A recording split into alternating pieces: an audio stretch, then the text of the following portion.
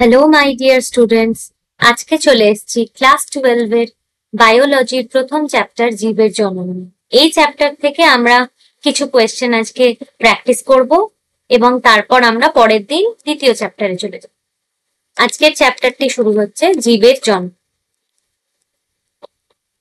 দেখো, প্রথম কোশ্চেনটাই বলছে নিচের কোনটিতে ফ্ল্যাজেলা বিহীন গ্যামেট ছাড়া আইসোগ্যামি দেখা যায়। দেখো, অপশনে বলছে ইউলোথ্রিক্স, স্পাইরোগাইরা, সার্গাজম।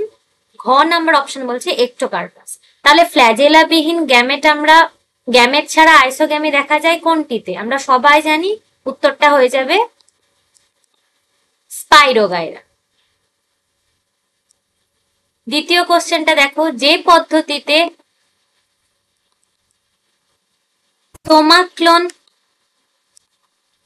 তৈরি হয় তাকে কি বলে? যে পদ্ধতিতে সোমাক্লোন তৈরি হয় তাকে কি বলে? অপশন হচ্ছে কেলাসকর্ষণ, যৌন জনন, অনুবিস্তরণ, সোমাটিক হাইব্রিডাইজেশন। তাহলে সোমাক্লোন যে পদ্ধতিতে তৈরি হয় তাকে বলে, আমরা সবাই জানি, অনুবিস্তরণ।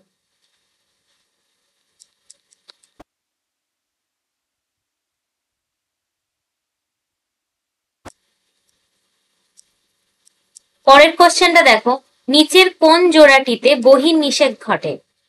প্রথম অপশন হচ্ছে একাইনোডার্মাটা ও মস, দ্বিতীয় হচ্ছে হেমিকর্ডাটা ও ফার্ন, 3 নাম্বার অপশন হচ্ছে উভচর ও শৈবাল, 4 নাম্বার হচ্ছে সরীসৃপ ও ব্যক্তবীজী।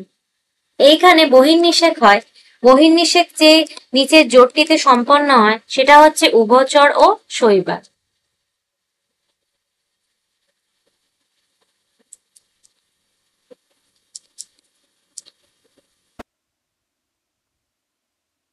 পাঁচ নাম্বার কোশ্চেনটা দেখো, বলছে যৌন জননের ফলে নিম্নলিখিত কোনটি সৃষ্টি হয়?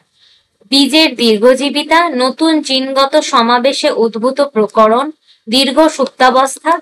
4 নাম্বার বলছে বৃহৎ জীবভর। এইখানে যৌন জননের ফলে নিম্নলিখিত যেটি সৃষ্টি হয় সেটার উত্তর হয়ে যাবে নতুন জিনগত সমাবেশ উদ্ভূত প্রকরণ।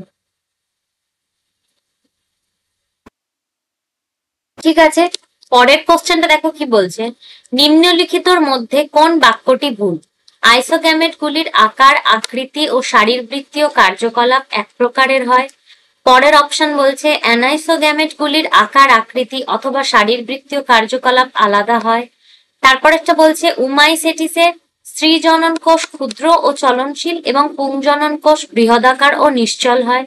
4 নাম্বারে বলছে ক্ল্যামাইডোমোনাসে আইসোগ্যামি ও অ্যানাইসোগ্যামি দুই দেখা যায়, আবার ফিউকাসে উগামি দেখা যায়। তাহলে যেটি ভুল বাক্য সেটি হয়ে যাবে উমাইসেটিসের স্ত্রী জনন কোষ ক্ষুদ্র ও চলনশীল এবং পুংজনন কোষ বৃহদাকার ও নিশ্চল। এটা হয়ে যাবে আমাদের উত্তর।